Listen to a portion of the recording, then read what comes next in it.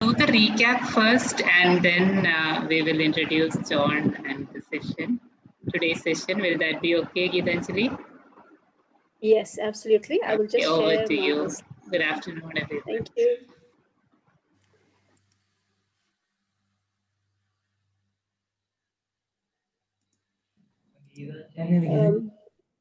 Arun, can you give me access to share my slides, please?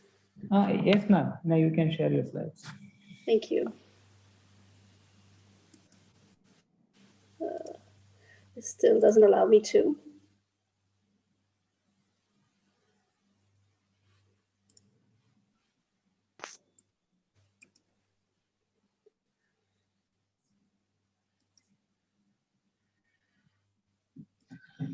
Okay.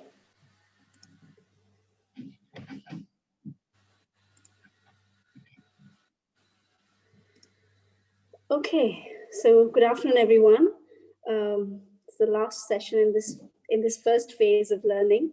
I'm going to take you through just a very few set of slides to do a quick round of recap of what we've spoken about, what we've understood, just to refresh our minds before we get into the session with Joan, where we'll talk about palliative care in a place where we are having a humanitarian crisis.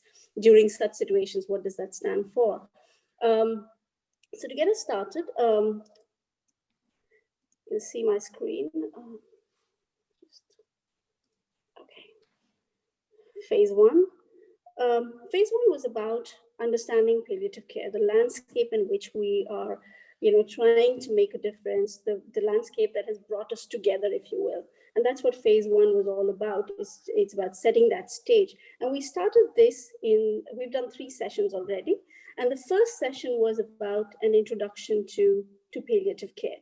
It was about understanding more completely or more fully what this term stands for, what the term health stands for, what does palliative care stand for, and where does it all fit together in our experiences.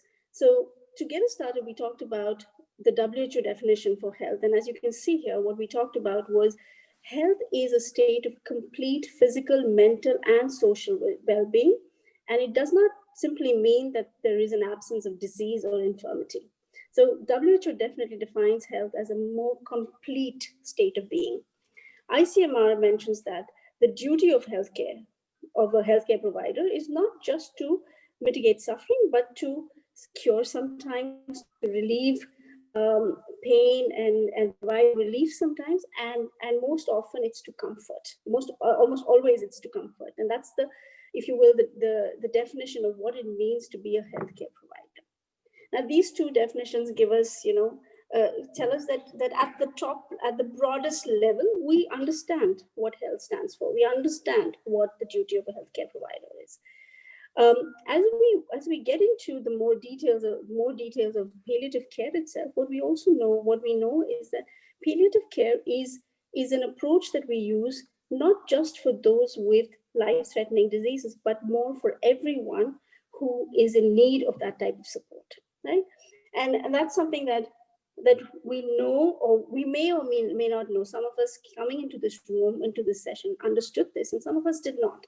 But this is something that is brought to light, that palliative care is not just for those with life-threatening illnesses, but it is something that we provide to a broader community.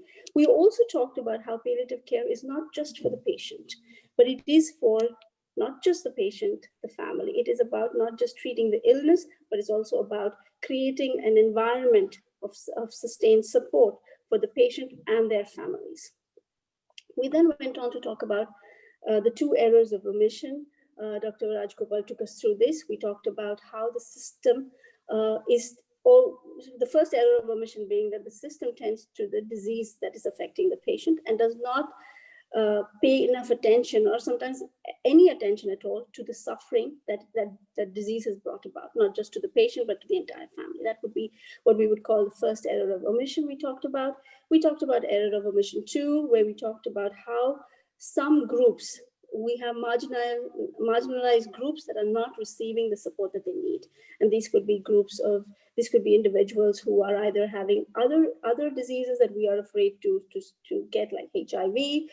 That could be people who are, having addiction issues. It could be people with disabilities. It could be people from communities that we are not, we're not comfortable dealing with.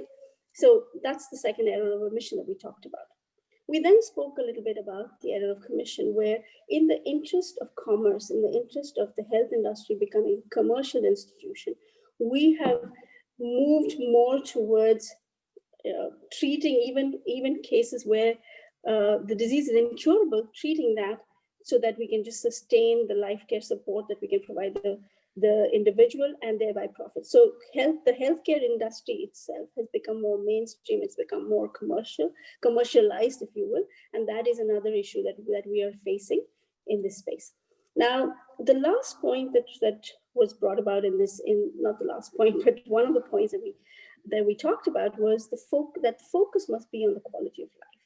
And what we learned was that to make health, to provide health, we must create policies, procedures, systems that carries all of us together. You cannot do a healthcare system without taking into consideration the patient itself and everything that affects them during that process. So it was health with all. And while Dr. Rajgopal took us through all of these details, there were a couple of other things that may not have been explicitly mentioned, but that's something that we also take away. When we heard Dr. Rajgopal speak about this, we also, some of us went back to take a deeper look at his journey and where Palliative India has gone along this journey. And one of the things that you will realize as you hear him speak and as you understand and learn from him are the elements that bring about such change. One of them being empathy, the deep empathy that he demonstrated as he took us through the stories that he shared with us. The deep empathy that allows him to see and allows anyone working in this field to see not just the physical pain, but to see everything that surrounds the patient. Empathy being one of the things that will help us as we go towards advocacy and as we look at how we will make a difference. That's one piece that we need to keep in mind. The other thing that Dr. Rajgopal brought to light in his approach and in his being is the humility that he brings to the table. Another key element that allows for such initiatives to take hold and make change. The humility to recognize how all of us need to work together to make a difference. And that is another piece that came together in the first session.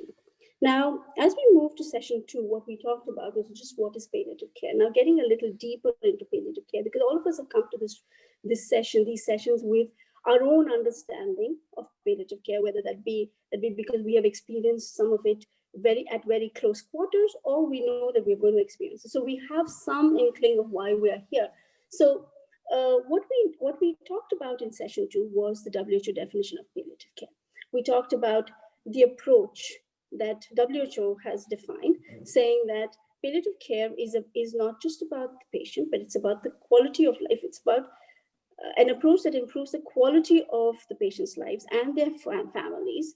And how does it do it? It does it through early identification. It does it through an assessment of not just the pain, but the psychological, the social, the spiritual elements that all together bring about the idea of total pain that afflict this individual. So that's how I would say WHO defines total pain.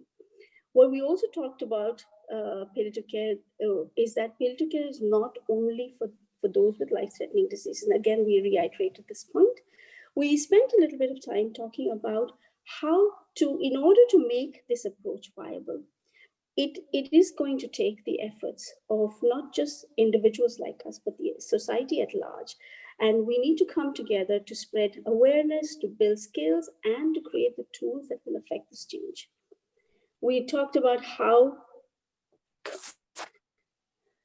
sorry, I just got a comment. Sorry, my bad. I will speak a bit slowly. I'm so sorry. So we also spent a little bit of time talking about how the state of the situation in India, right? We talked about how India ranks among some of the lowest countries. Out of a survey of 195 countries, India ranked at around 145th, meaning that being a large nation, being a nation with a larger problem, if you will, because we are so populous, our efforts need to be much bigger, and our efforts, therefore, and all our efforts that are there, even the little that we have done, does not satisfy where we need to be. In India, we also know that while healthcare is available, the bigger issue and the larger issue that we are facing is that it's not accessible to most people. And that is where we need to come into play. The Astana Declaration of 2018 highlighted that for all-round and complete healthcare system to be viable, it needs to be accessible, it needs to be affordable, and it needs to be of the best quality. That is what we discussed in session 2. We also spent some time to talk about how pain is about, how palliative care is there's an element of the psychosocial also that comes into play when it comes to palliative care. And it becomes a very important part of helping and supporting the individual that's dealing with pain issues or with palliative care issues. We talked about how palliative care is important because it affects not just the patient, but it also affects how they view themselves. It affects their relationships with others. It affects almost every element of their life, and therefore it becomes something that has a detrimental effect in even their will to live, and therefore that must be taken into consideration. It has to be looked at. From the example of Palliative India, what you can see is that Palliative India kind of leveraged the social capital around the Kerala region and how people thought about palliative care, or how Palliative India mobilized the community to support them. And that is something that you see. But what we also know is that across India, because it's a large nation with very diverse social and economic and cultural norms, as we look at palliative care and as we look at bringing this support across many other communities, there is a need to understand very clearly what strengths are there within those communities and what we can leverage as social capital. We also talked a little bit about palliative care and how it extends not just it extends not just to the patient but to the family, but also that it extends way after death and into bereavement support. It extends to the family. It extends to allowing us to support the loss that the family has faced and giving them room and space to cope with that. Finally, I think in this session 2, we spoke about how palliative care has to become one of the core essential pillars of our society's healthcare system. In session 3, we went on to talk a little bit about goal setting, and we took a step back from looking at palliative care as a theme and a focus and understanding the landscape of palliative care. But what we did here was to step back and think about our own lives, our own experiences, and what would make the change for us, and what would be deeply sad in terms of trying to make an effort to change. And all of us came up with responses, whether it was about providing or creating situations or accessibility to a more dignified death, or whether it was, whether it was about better awareness, whether it was about supporting elderly. We talked about things that were deeply personal to us and how the change is what is the one change we want to see. Now, as we set goals for ourselves and think about where we want to work with advocacy, we recognize that it is very important for us to be very clear about the focus of our initiatives and our projects. And we talked a little bit about whether the focus is going to be on awareness building, whether the focus is going to be on influencing policy, and whether the focus of our initiatives and our efforts is going to be around service delivery. And that was it was something that we need to think about as we set our goals. We also talked a little bit about awareness of the channels of influence that we will leverage or we will use as we go on. So whether it's civil society, whether it's government, whether it's media, it's community. Like we mentioned, as we get into phase 2 and 3, we'll talk about these pieces in a lot more detail, but that's what we talked about here. We just started the conversation here. And finally, we spoke about how the outcome of our efforts is very important for us to keep focus on who we're doing this for and why we're here. What is the target? Who are the target beneficiaries? And what is it that has brought us to this space in terms of the efforts that we're making? And finally, I think the last point of session 3 was to make sure that we ask the questions, we seek to understand, and we educate ourselves as we go along this journey. So with that, I will stop. And we've spent 3 weeks going through this little bit of detail in terms of the landscape of palliative care and just starting to think about what our initiatives or our projects are going to be like. And today's session, as Ashla will introduce in just a minute, is about understanding palliative care in a situation of a humanitarian crisis. And when we come back after the break in January, we will continue to talk about the channels of influence and more about advocacy as we go on. So with that, I will just pass the floor back to Ashla to take it from here.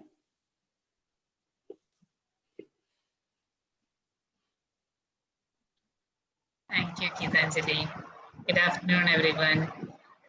Before I introduce Joan as about what she does in her formally or professionally, I would just like to tell all of you what she means to me as a person. I first heard of Joan from Dr. Rajagopal, and whenever we talk about children's palliative care, her name comes up, of course, always. And every time I think of her, I see her smiling face. And whenever I sit to write an email, and most of the time it's asking for some kind of a help, and I feel that a sense of calm, and I know that I'm going to get a reply as soon as she reads it. So that's how I think about Joan. And she works for children's palliative care, and she has been the chief executive of ICPCN, International Children's Palliative Care Network, and co-founder of PALCHASE, that is Palliative Care in Humanitarian Aid Situations and Emergencies. She's a registered nurse and she lives in South Africa. So her passion is, of course, children's palliative care.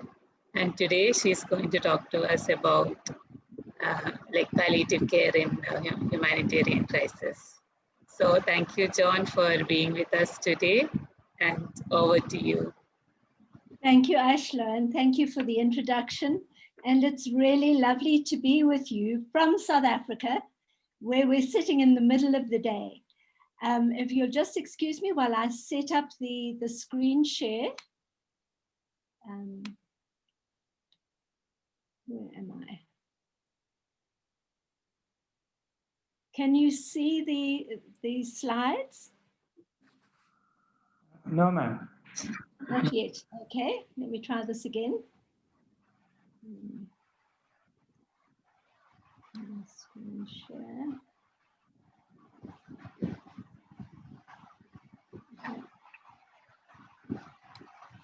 Right. This is Next not. week. What happens? Oh, can you see them now? Yes. You can. Yeah, we can.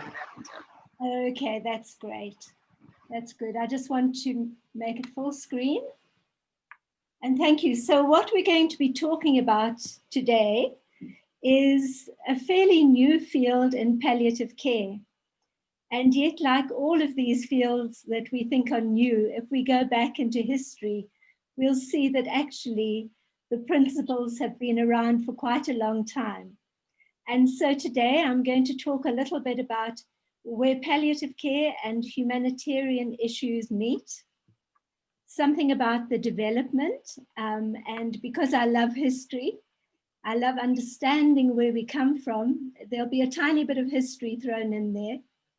Then we'll look at a wonderful model that was developed in Bangladesh, and then touch on COVID, because COVID, of course, is the humanitarian emergency that affects every part of the world, affects all of us, and very, very especially affects those who are most vulnerable, including those in humanitarian situations.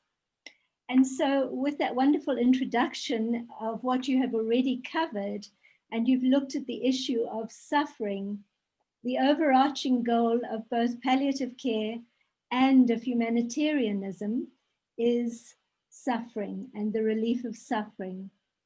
And one thing I want to say to you is that you don't have to be this high dashing medical professional to do something about human suffering. I'd like to introduce you to Sophie. I have so many pictures of Sophie in different parts of the world, and invariably sitting with a group of children around her. Sophie, a number of years ago, decided that palliative care and palliative care for children was her passion. She did a master's degree in global health and has been traveling to some of the most hard-hit parts of the world, doing what she calls her small things for everyone. And yet those small things so often mean so much to people who are suffering in humanitarian situations. It might be a party with clowns. It might be a new wheelchair. It might be repairing your wheelchair. It might be paying for school fees. Sophie is a master at getting her friends to donate towards these small things. But to me, she is the ultimate global ambassador for palliative care in humanitarian situations. You've read the definition and discussed the definition from WHO about suffering and palliative care. And more recently, there was a revised consensus definition of palliative care, where there was specific mention of humanitarian situations, which of course had not been mentioned before. And it talks about the scope and the populations that palliative care serves and how these vary, and that it should be integrated into the standard response to humanitarian situations. And more recently, a letter to the Lancet said suffering in illness and dying reminds us of the universal truth of our mortality and humanity. Palliative care is rooted in the recognition of our common suffering in illness and dying, our compassionate response to suffering, and our shared humanity. Because we are all one, fundamentally, palliative care seeks to ease suffering and uphold dignity. And this was about advancing health in conflict situations. So it is relevant whether you are in your home in India, whether I am here in South Africa working in children's palliative care, or whether you are that refugee or that person in a war-torn area. And so there is a historical response to the sufferings of the sick in war. The one we know most of all probably is Henri Dunant, who established the International Red Cross, which became the International Red Cross and present and Red Crystal now, and from which the Geneva Convention was born after the Battle of Solferino. But also others that we know working in humanitarianism, including health, are Save the Children, the International Rescue Committee, Médecins Sans Frontières, the Syrian American Medical Society, and of course, Palliative. Palliative came about from a question I asked is, when we saw all those refugees fleeing Syria, and that was what is happening around palliative care in humanitarian situations? And of course, the answer was very little. There was something, but it was very little. And because this year is the International Year of the Nurse and the Midwife, the work done by Florence Nightingale in Scutari in the Crimean War, where she said, and of course, to work in these humanitarian situations, you have to be quite fearless, how very little can be done under the spirit of fear. And we know the modern nursing, which is so active in humanitarian areas, came from her vision and her work. And of course, with COVID, she really was the great pioneer of hygiene and hand washing in health situations. So we have much to thank Florence Nightingale for. So let's look at the present situation. According to UNOCHA, 433 million people are presently in need of humanitarian interventions. That's a huge number. And 75% are women and children. Sadly, if we look at where they're placed, I live in Africa and I've done a lot of work throughout Africa. Most are in Africa. And of those, over half are under the age of 18, which says to us palliative care for children has really got to expand into humanitarianism. And 84% of them are in low and middle income countries. And of the 40 billion that is presently needed, and more will be needed next year, only about 46% is available. So you can see there's a huge gap. And we know that palliative care invariably comes at the end of the list for our donors. So what is a humanitarian crisis? I think if we look around us in the world, if we look at the wars, the unrest, the displaced persons, all of these areas are humanitarian crises. And it can be within a country, or it can extend across borders and be external to that country as well. And those are called complex humanitarian emergencies, CHEs as they're so often called, and they cross countries. There's a breakdown in the structures within the country, the breakdown of often of the government, of health systems, of social systems as well. And these are really acute emergencies layered upon ongoing instabilities in the country. Then what happened there? So we see the different types. We see the children who are suffering from starvation. We see those who are caught up in wars and the tremendous trauma, physical, emotional, spiritual, that is caused by war. We have so often seen those boats that are overladen with refugees and how many of them drown, just trying to find a better life, a better quality of life. And of course, across the world, the growth in the number of food banks, even in highly developed countries. And something we so often forget as a humanitarian emergency and crisis is chronic poverty. You in India, we in Africa, we become so used to it around us that we stop thinking of it as a humanitarian crisis, but it is, because people suffer, people need improved quality of life. And we need to put that really almost in the forefront of our minds, that we are actually working in humanitarian crises. I just won't go forward. So if we look at where health comes in the UN priorities, so if there is a humanitarian crisis, there's an earthquake, there's a flood, there is something like COVID, there is war and unrest, they first of all have to look at the whole situation. The first thing they look at is hygiene, water and sanitation, the basics, food and nutrition, a place to stay. And only then does health come in. And you can see the logic behind that. And with healthcare, we need to look at communicable diseases, you know, with water supplies broken, cholera and those kind of diseases. And I think what else is important to us is the human resources and training, because when we come in, with humanitarian interventions, we can't do it on our own. If we look at palliative care, we have such a limited workforce across the world. There's no way we can come in and provide the palliative care that is needed in these situations. So training of the local resources is so important, and coordination.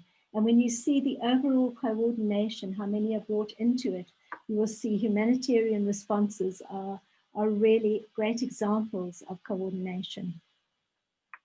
And so the overall coordination is done by the United Nations Office for the Coordination of Humanitarian Affairs.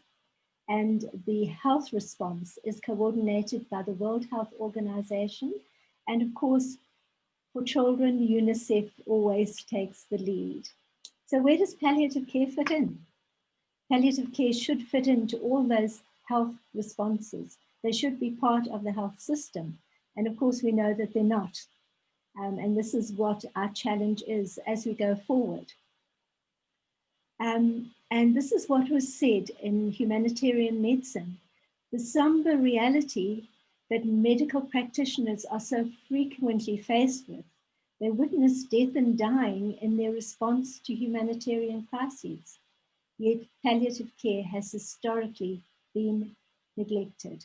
And during the Ebola crisis, so many, in fact, of the doctors and nurses working in these situations said they could only offer very basic palliative care, and yet every patient needed it. So where are we? And really the fault lies with us, because we have not been active enough in humanitarian situations. And who else provides the healthcare? Well, if we look at 84% of people in humanitarian emergencies being in low and middle income countries, if we're going to rely on often very fragile health systems, we're not going to be able to do it. And yet that is where the basic response has got to come from. We rely so much on the UN agencies, which are chronically underfunded.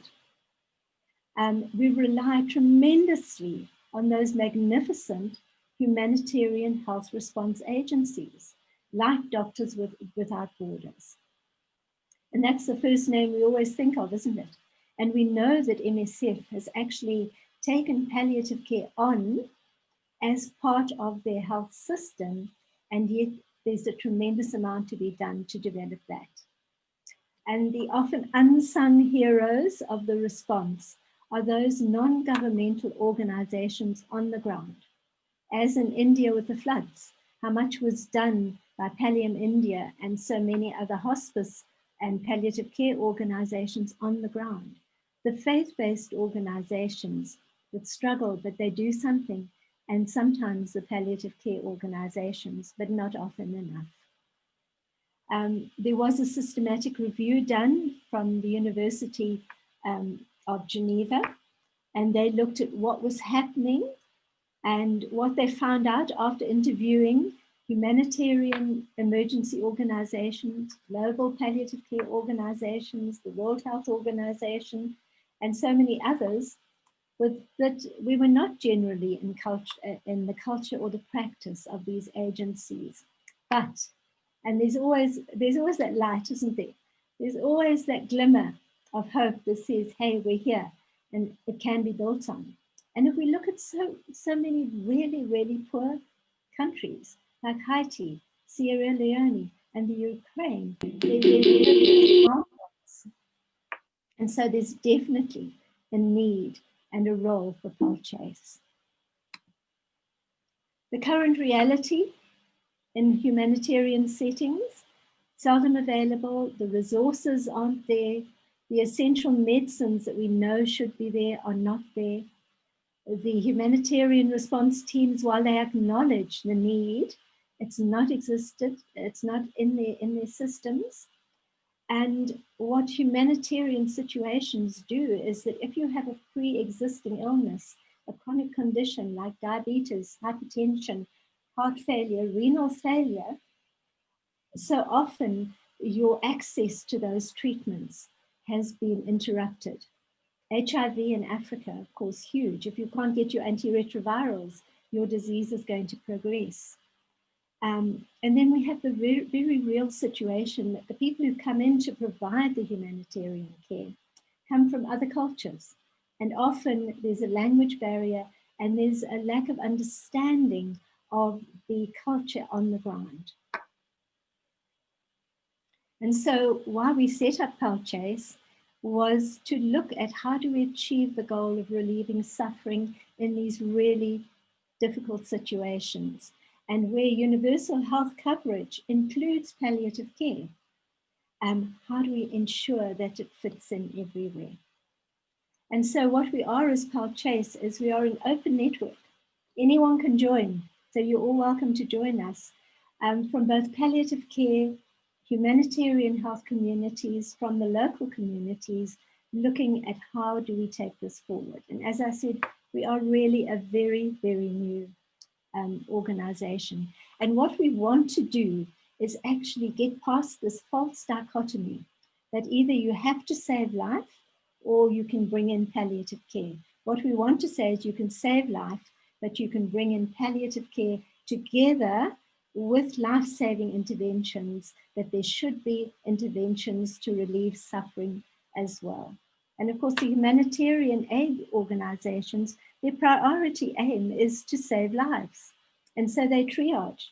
And they have a group called Expectant that we'll look at later. And those are people that they probably won't be able to get to and save their lives. And at the moment, they're put on one side. How do we ensure that at least that group gets access to palliative care? So the key areas where we think we can make a good intervention and where we should be able to give that intervention. And one is on communication. A friend of mine who's working in palliative care in the COVID intensive care units said when she went in as the first palliative care doctor to work there, in the city where I live in Bloemfontein, she said it wasn't really about the pain and symptom management. It was about how do the people who are suffering, who are on ventilators, who are having treatment, how do they communicate with their families? And that was the most difficult thing of all. The symptom control was actually quite easy.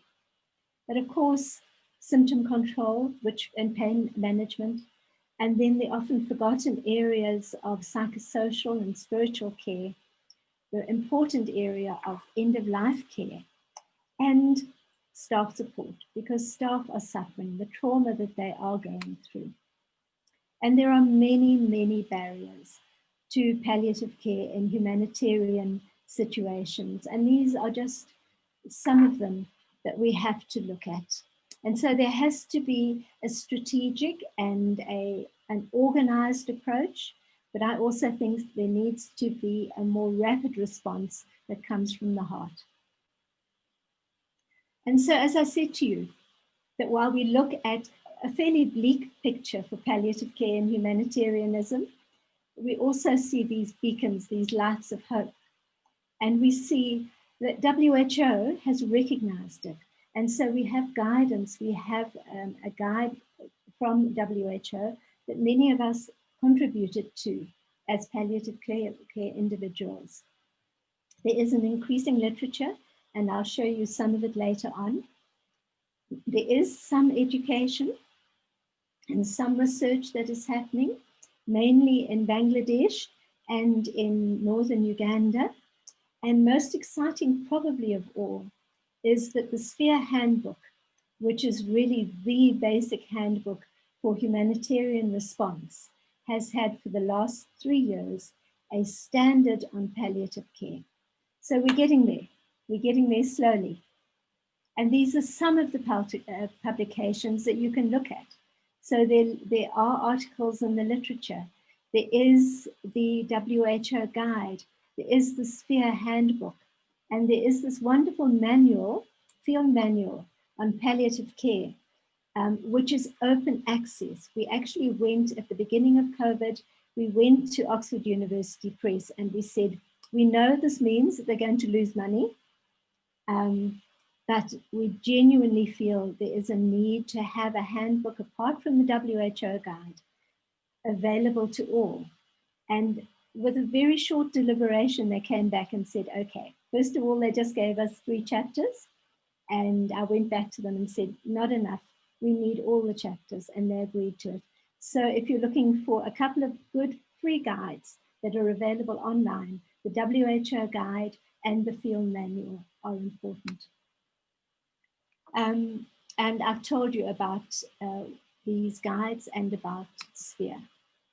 So if we look at it from a palliative care population point of view, we're going to be looking at the population we serve, the context, the resources that are available, so often very limited, and of course collaboration. That's key to everything, isn't it?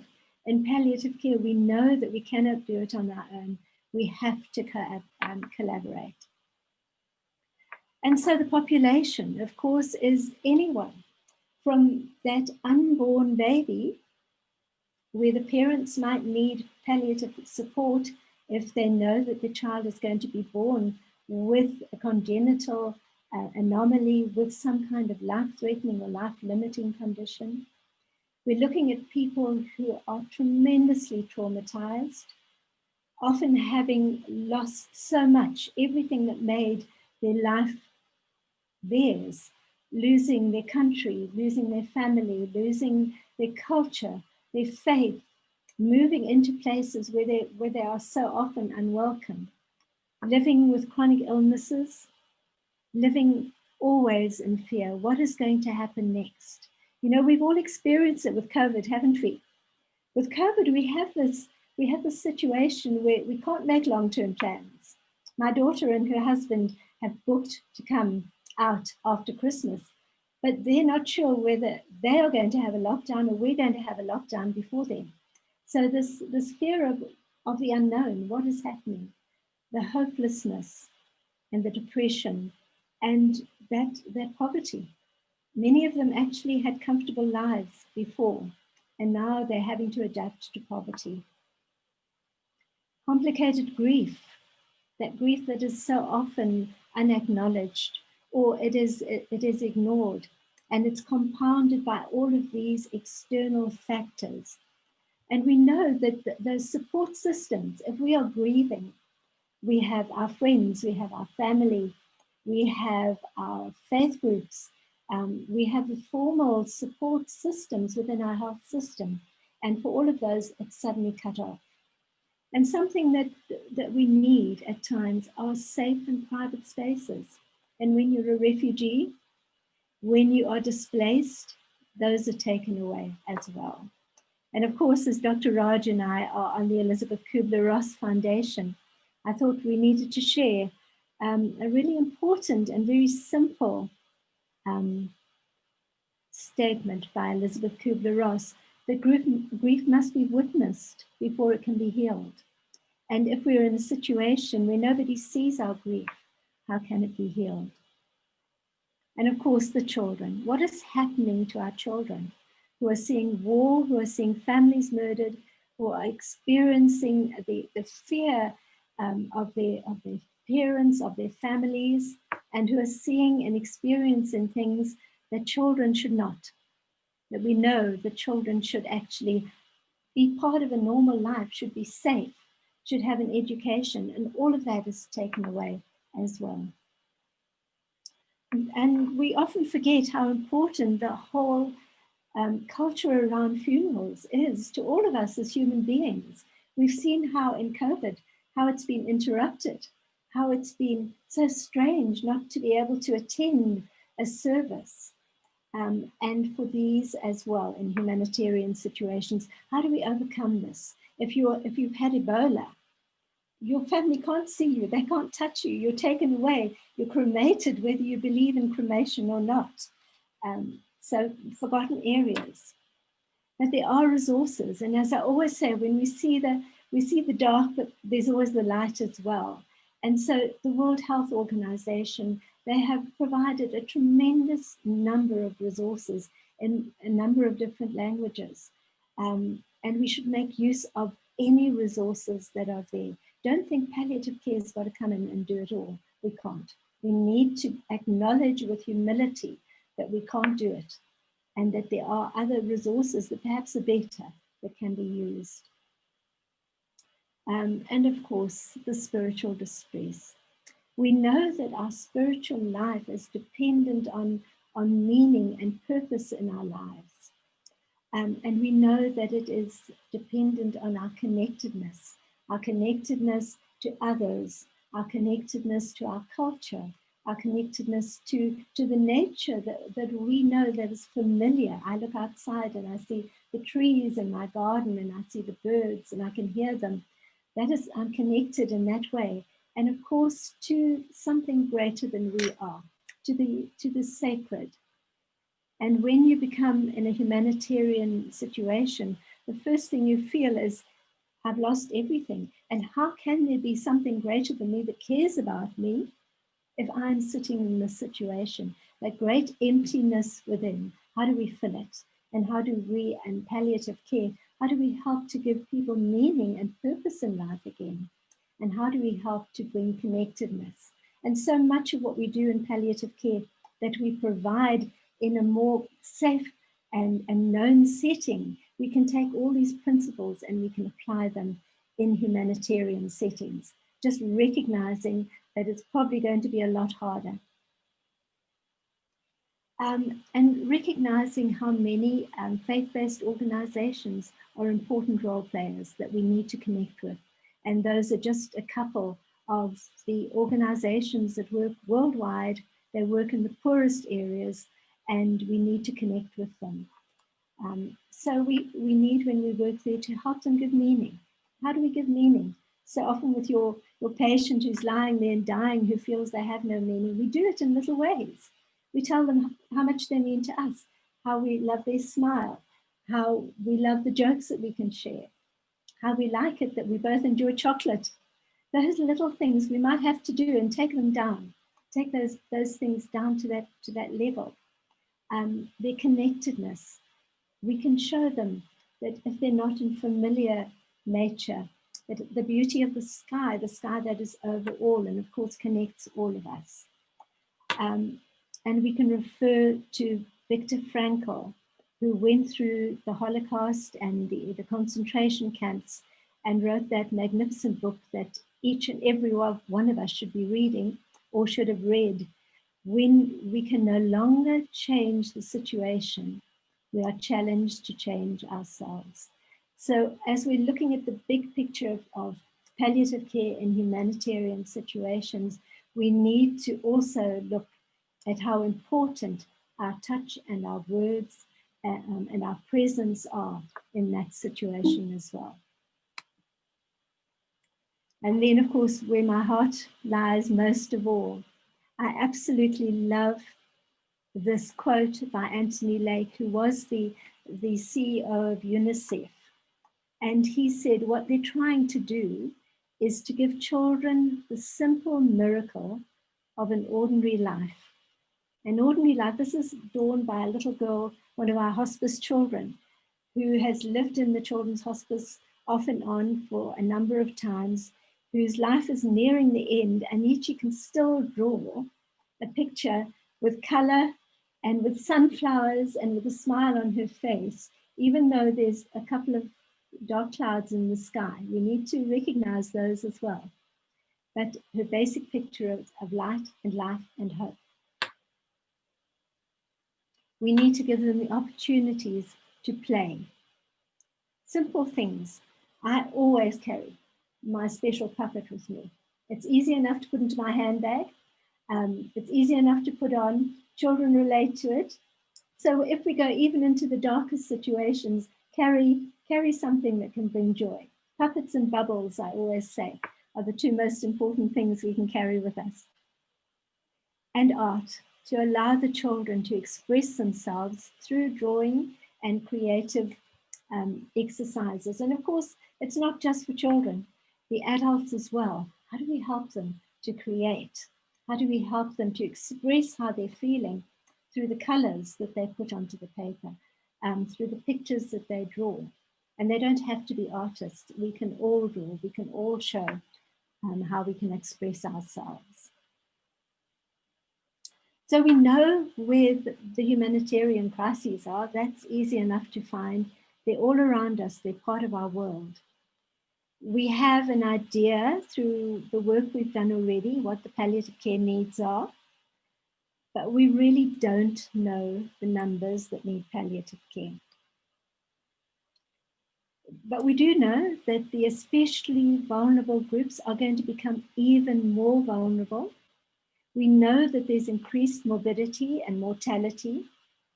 We know that in these situations, there are those with pre-existing chronic conditions, and within those situations, they might be healthy in the beginning, but they might develop a condition. We also know that prematurity and birth trauma increases. So we have to look at how do we provide palliative care services for the newborns, for the neonates. And we know that bereavement and affected family members are there in huge numbers. So what was done in the Rohingya refugee crisis in Cox's Bazar in Bangladesh, and here I really want to give all honor and credit to Dr. Vazana Khan, who has been the heroine of this whole situation, who has so often gone in alone to make a difference, and Dr. Megan Doherty, who was such a support to her, and a number of other people who have helped to develop a palliative care program, even within this humanitarian crisis. And this is what Fazana says, and it's a cry from the heart, isn't it? Nobody seems to care for these human beings and their unfortunate families. At that time, she said, I have a database of over 1,000 people needing, and that was in Cox's Bazar, needing palliative care. And the patients and me feel totally helpless. I don't know how to stand beside them. And yet, despite that, Fazana went ahead and she stood beside them, which we so often do in palliative care. We bring a presence even when we feel there's not much that we can do. We're doing all we can and we're not getting the results that we would love to have. And so a rapid assessment was carried out with 150 interviews on refugee children and adults with chronic diseases. And the findings, of course, was there was no known palliative care provision, even though there was WHO, there was UNICEF, there was Save the Children, there was NSF, there were all these organizations. There was no sign of palliative care provision. 75% of the people that they interviewed had pain, and yet there was a lack of basic palliative care medications, including, of course, opioids. And we know with the WHO packs, at one stage they had packs with opioids and packs without opioids. And they found that the countries were not ordering the packs with opioids because of the complex legislation inside the country. So it's a matter of getting them across that legislative barrier. They had to pay for their medications, and 60% of them couldn't afford to continue to pay for them. And 94%, so that's almost all the families, did not know how to provide care. So those were quite dark findings from that survey. And yet the light was that Fazana and her team was there. And they were able to draw up where the gaps were and what was needed. And I really encourage you, I'm not going to go through it all because we don't have the time, but the essentials were pain treatment was needed, holistic pain treatments, and not just the medicines. What are the other non-pharmacological ways that we can treat the pain? But we do need the essential medicines, and we do need the equipment. And there are lists from WHO which say what should be there. They needed training desperately, and a lot of training was taken in, and a number of people from around the world went in to give training as well. They needed home-based care services, and they also needed plans to manage the spiritual and the psychosocial issues as well. And so, of course, the first thing they did was to develop community-based programs, because again, we need to recognize the community is our greatest resource, as you all know. And there was a myth that the belief that no one wanted to help. But the fact that they found is that there will always be people interested in helping others. So wherever we go, we know, look for the helpers. We always need to look for the helpers. That there is a compassionate community with all their own problems as refugees. They still have that desire to help. They want to give an outlet to their compassion.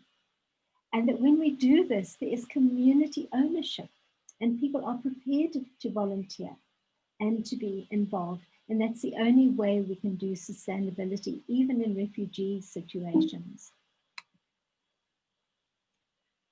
So they started with a 10-day training of members of the community. It was really interesting that nearly everyone were men who came forward. And that says something about the culture amongst the refugees as well. And what they did is they could help with emotional support, basic nursing chores, they could help with mobility, and they could report. When they couldn't do anything, they could report to Fazana for more skilled people. And there's Fazana in amongst her palliative care assistants. I think that's a lovely photograph. And our deepest sympathies go to Fazana, who over this recent time has lost her husband. And they could help to improve health literacy, so the refugees understood more about the healthcare. They could help being guides, taking the refugee and their family to what was available, and they could accompany them. Isn't that lovely? It's all palliative care, isn't it? It's guiding, it's accompanying, and they could ensure adherence, all the things that are so well known to us. And they developed a training manual, a manual for healthcare workers in humanitarian settings. And so that is a resource that came out of this tragedy of the Rohingyan camp. I told you about the essential medicines, so I'm not going to go over that. These are all there in the WHO guide and also copied into the manual that they developed. And so what we learned is involve the community, absolutely essential. And I think what's important, do not allow dependency to develop. If they get used to us doing things, then they're going to sit back. We cannot allow that dependency. It makes us feel like the heroes, but we're not the heroes. The heroes are the people living through it. So we've got to put in our head that we must not allow dependency. We've got to build the local capacity, and we've got to make sure that the resources that we make use of are culturally acceptable. And collaboration, as I've always said. Because we know there's never going to be adequate palliative care resources, and there are no quick fixes to this.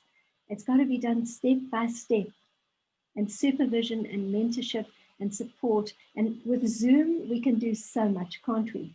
So much that we had to do in person, we can now do virtually.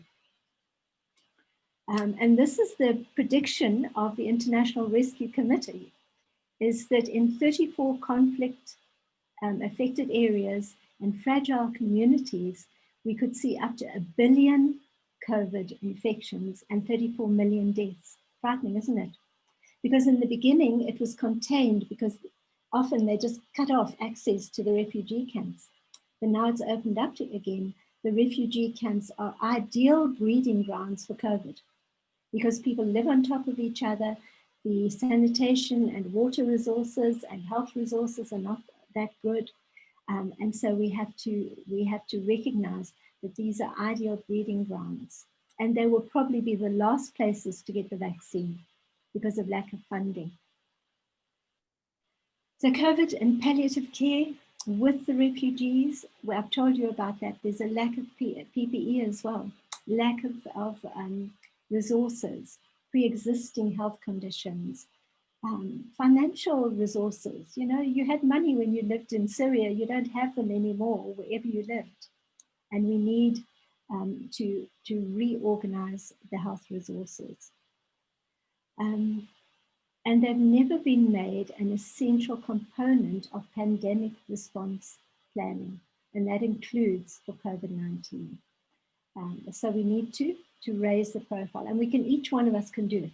We can each be advocates by talking about it, by talking to donors, by talking to others and said, have you thought about the refugee situation? And here you see the refugees spraying their hands in Thailand, the little child learning how to wash his hands. The government has said in the WHO, the World Health Assembly, just this year, the COVID response included palliative care, and we have got to be careful for those with pre-existing conditions, older persons, and those who are particularly vulnerable. And so the 4 global palliative care agencies, the IAHPC, the Worldwide Palliative Care Alliance, the International Children's Palliative Care Network, and Palchase got together and developed a whole series of seminars and briefing notes. And one of the briefing notes is on palliative care in humanitarian situations, and you can find them on globalpalliativecare.org. And I encourage you to go there and read them. So something to think about is death from COVID and refugee camps. If the future holds what the IRC says, how do we get in there to help? And how does palliative care, how is it going to affect us as palliative care practitioners, as a palliative care movement to deliver safe care? So going forward, we can take forward our values-based practice. We can be there to help people make ethical decisions, to set care goals, and I think very importantly, to help our healthcare workers to cope with the moral and spiritual distress. We know that what has happened with Pali in India and in Kerala is this wonderful resource. And we're trying to help get this out to all the other countries as well. It's a fantastic resource. It's added to with training, and I really commend everyone who is involved in developing this particular resource. We can look at where palliative care can come into the triage levels, and we can see that we're at the bottom where we've got expectant. I would say palliative care is required and essential, that in all the other areas where minimal interventions may be needed, or more important interventions, more expert interventions, there is place for palliative care to be integrated. We can help, we can take training forward. And as I've said, having Zoom has been just the most wonderful, I think, resource that's come out of the COVID epidemic. The realizations that we don't have to be there in person, but we can still take our training. The advocacy, and we're all advocates. So the Secretary General of the UN said, it is the most vulnerable, women and children, people with disabilities, the marginalized, the displaced and refugees who pay the highest price during conflict and during COVID, and who are most at risk of suffering devastating losses from the disease. And yet they're so often the group that we try and blinker ourselves to, because the need is so overwhelming, the resources need are so overwhelming, it's easier not to see it, just to close our eyes to it. We need to open our eyes, we need to each be an advocate. And remember the most vulnerable and the elderly. And as an older person myself, I'm really pleased that there's attention being given there. And that wonderful quote, if not now, when? And the other part of it says, and if not me, who? And of course, the children. What is happening to the children in countries like Afghanistan is beyond, it makes me cry just talking about it. So we recommend that palliative care be included in all humanitarian health responses, that more guidelines and in local language be developed, that the essential palliative care package is available to everyone, but a challenge to us in palliative care that we develop, just like MSF, just like IRC, just like the Red Cross and Red Crescent and Red Crystal, that we as palliative care people develop a rapid response team and teams all over the place, and that we expedite the training that palliative care competencies for humanitarian workers, but we need to recognize that we as palliative care practitioners, we also need humanitarianism competencies. And so we should be learning how to work as the humanitarian groups work. We need to empower communities and recognize that they are the greatest resource. And then if we're looking at research, it has to be ethical and it has to be evidence-based. So we need a global strategy. We need an attitude of acceptance on the necessity that brings in our wonderful principles of compassion and of connectedness, because it is about connectedness. We've spoken about the advocacy at every single level, the research and the education. For us as healthcare workers, for everyone as community members, and it needs to be relevant and acceptable. What is relevant in the UK and the US is not going to be relevant on the border between Ukraine and Russia. So we need to make it acceptable.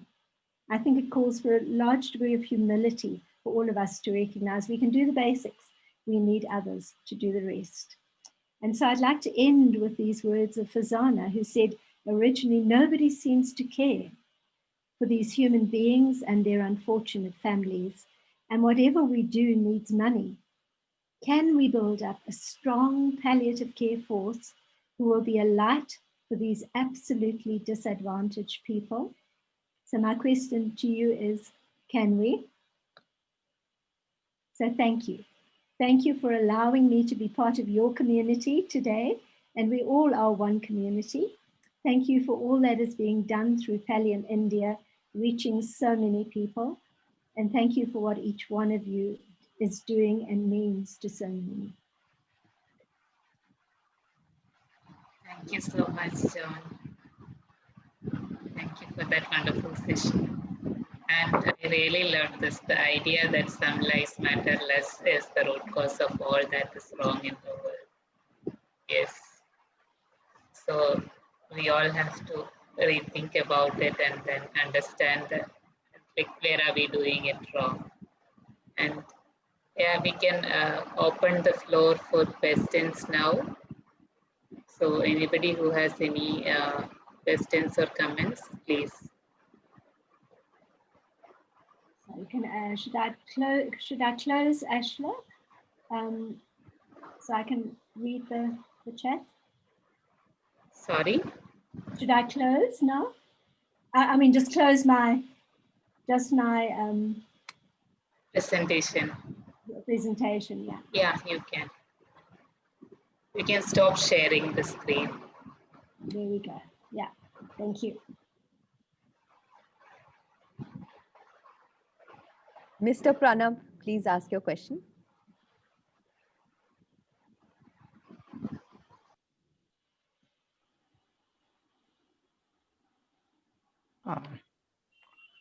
Sorry, Thank you. Hello, Pranab. Hello, good afternoon to all. Thanks, Joan, Marston, for excellent and covering all sides of the humanitarian crisis in palliative care. But this is my experience during this COVID-19 pandemic triggers humanitarian crisis. Is much larger humanitarian crisis than merely one of health. There are challenges faced by some of the patients, like cancer patients or dialysis patients, who are not accessible to the medical treatment during this COVID-19. And I think COVID-19 is a humanitarian crisis, and it is really a huge challenge faced by the healthcare providers like us, professionals, healthcare professionals, and the patients and family members. So this is how to overcome these challenges only through advocacy or through negotiation to the government, state government and central government to initiate to take the initiative to solve the problems. This is just a comment, or in this comment, I like to enlighten that this struggling, the burden of care and loss, all these, how to accelerate the issues. Thank you. Thank you so much. Thank you so much for that question and the comment as well. And to say that I don't have an answer is because it's such a big thing that we have seen how the resources to people with chronic conditions, and as you say, people with cancer who are late in being diagnosed, who are not getting their treatment that they need. People in Africa, HIV, who suddenly don't have access to their antiretrovirals, people with renal disease who can't get their dialysis. This is a humanitarian crisis on top of another humanitarian crisis. And we must stop seeing a humanitarian crisis as great big things. They're close to home, aren't they? They're next door to us. They're in our own family. And the reality is, with limited resources, that countries whose health systems are already struggling have been absolutely overwhelmed. So yes, for advocacy, cancer, renal disease, chronic illness need as strong and more powerful advocacy than we have been doing. Because these are the diseases that people are now dying of that could be living much longer. So advocate, absolutely. How do we reallocate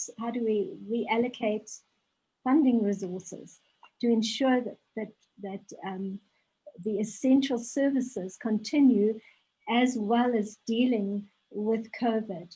And those are, Raj, I don't know if you've got an answer to that one. Sorry to put you on the spot, dear friend. Thank you very much, Joan. And another just query that the medical professionals, medical practitioners, do they think that palliative care is primarily needed than the medical treatment? This is, could you follow? Sorry, medical practitioners sometimes think that there is no need of palliative care. There is a need to give medicines, and that will be okay. No need to palliative care. This misconception or this misawareness of the medical practitioners are there. So I think we should vigorously advocate, vigorously campaign awareness to the medical practitioners that there is a need, there is a value, and there is a role of palliative care along with your treatment, isn't it? Absolutely, and we know that palliative care goes alongside the medical treatment. But I think with advocacy, and then of course the wonderful programs, because if people see palliative care and the impact that it makes, that is the best way to change people's minds about it, you know, to impact on people, to become advocates and to provide palliative care, or at least to refer to palliative care. So I think it's the steady growth of the advocacy and the care. As we grow it, we won't reach everyone, but we will reach more and more. And COVID has been an opportunity for palliative care, in that organizations and medical practitioners have recognized that they don't have the skills and they need them. In my own city, it was by helping the hospitals and the healthcare service that they have for the first time appointed a doctor who was palliative care. qualifications to work and to help them. So it's had, you know, in English we say every dark cloud has a silver lining. There has been some silver linings to COVID.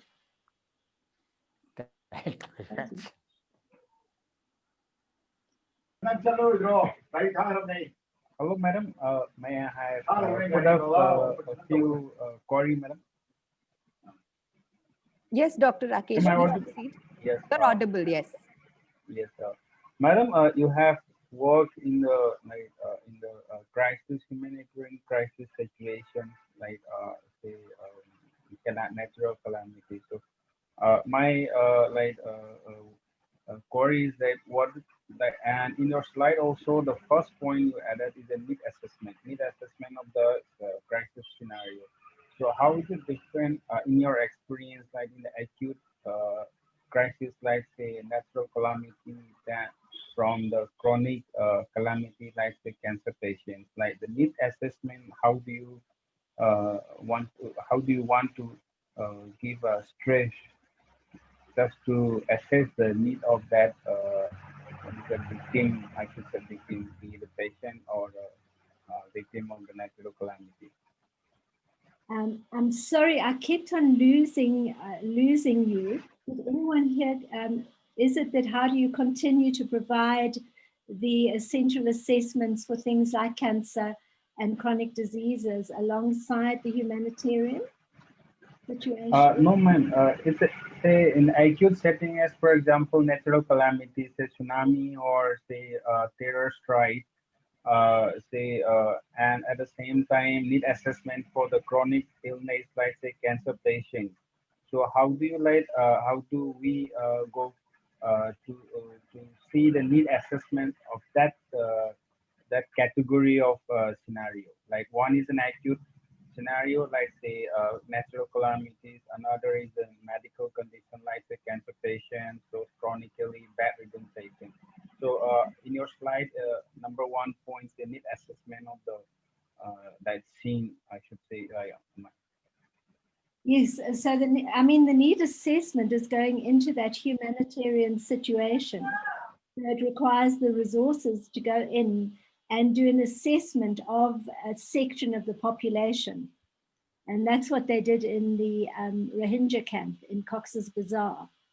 They actually were in the camp and they did these interviews and they did an assessment across the population that was already affected by a humanitarian crisis. But one of the problems that you often have is a lack of access to diagnostic results. So with your patient with cancer, you know, you might not be able to get them to go and have all the scans. With patients with chronic diseases who need blood tests, your laboratory resources might be limited.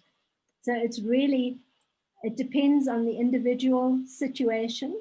It depends on the stage of the humanitarian crisis.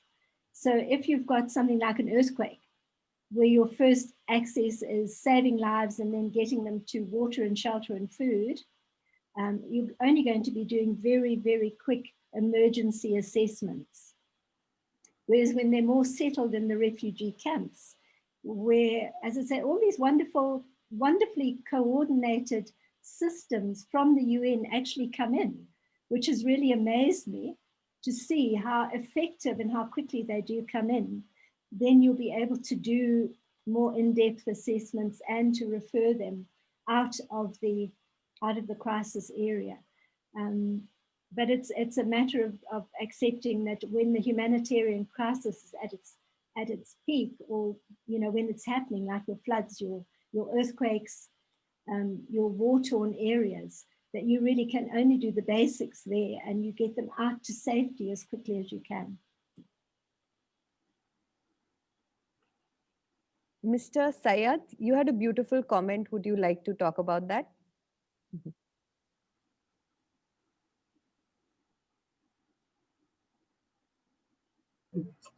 Thank you. Thank you, ma'am. Excellent speech. I was into humanitarian work. So I was always wondering, when people sitting, because I have a different background. We row boats, we swim, we rescue. So I usually have high regards for us. Whereas few people sit comfortably and interact with listening to their stories, all this. So I never had a high regards for such people. I thought we are doing great, but now I think after 2-3 sessions, now I am able to understand the service they have been providing. Thank you for that. Thank you. But I think, in a humanitarian situation, every person working there is essential, a crucial part of the team.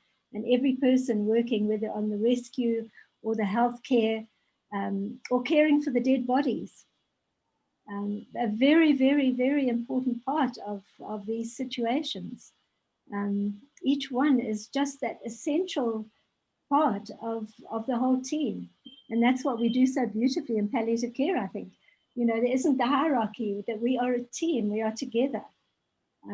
We're the circle that works with the patient and the family. And we take those principles into humanitarian situations, but you just have to adapt them in a different way. But certainly the recognition of the people who do the rescue is huge.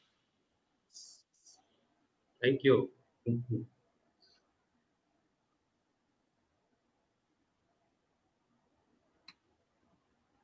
Dr. Raj, did you have a comment? We're waiting to hear from you as well. Thank you, John. John, thank you. I wish someday cloning becomes possible. I think we would need at least some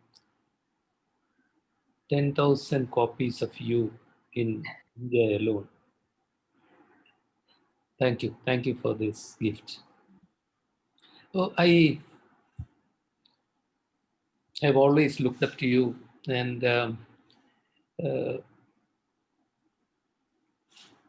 keep getting overawed by you. I would, thank you, Shreya. I would like to comment on two things. One is Dr. Ragesh's question. Dr. Ragesh seemed to be struggling a little bit because so far for Ragesh, palliative care was for chronic conditions. First and foremost, it shouldn't be.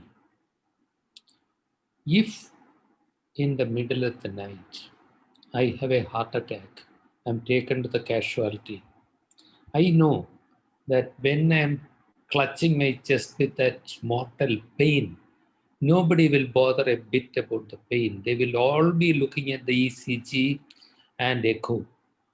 I hope there is at least a nurse or anyone somewhere there who will be able to see also my pain, who will also be able to see how my family is sitting in terror outside without information. Palliative care, I understand, Joan. I haven't worked outside India really, but I understand that in Western countries, more and more emergency rooms, hospitals have a palliative care physician available or palliative care team available to rush to wherever they are needed, including acute emergencies. Translating that a little more, Dr. Rakesh, what we have endeavored to do in our organization is to form a team, create some standard operating procedures.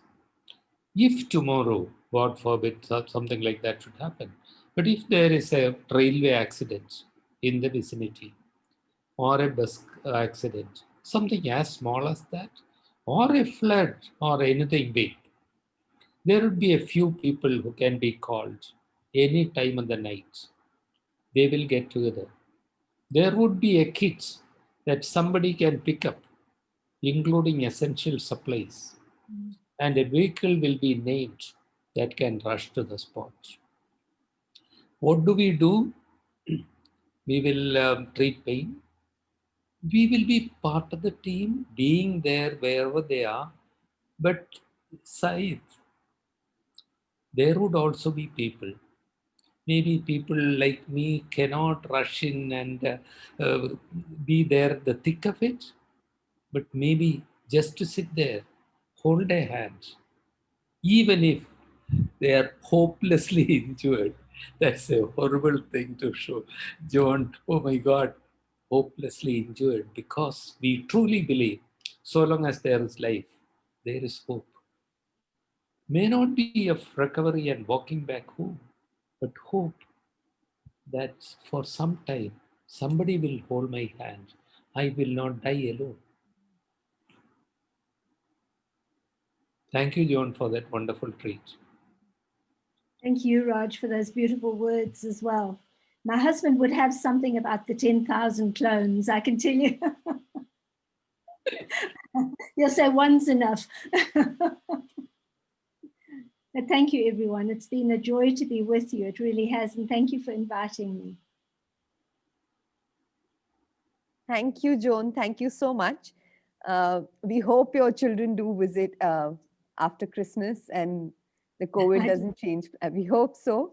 And thank you so much for taking out time to be here with us. Your session was just beautiful, and everything you told us, it makes you think. It makes you think on what you can do and what anyone can do, anything. So I think even if you just want to talk, like Mr. Syed said, we don't need to know how to row a boat.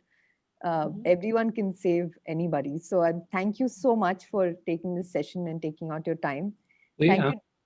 Do I understand correctly that you have 3 minutes left? Yes. In which case, I think it would be worth going to a question that Sylvia put up in the chat box. Oh, sure, sir. The link between humanitarianism and palliative care. Yeah.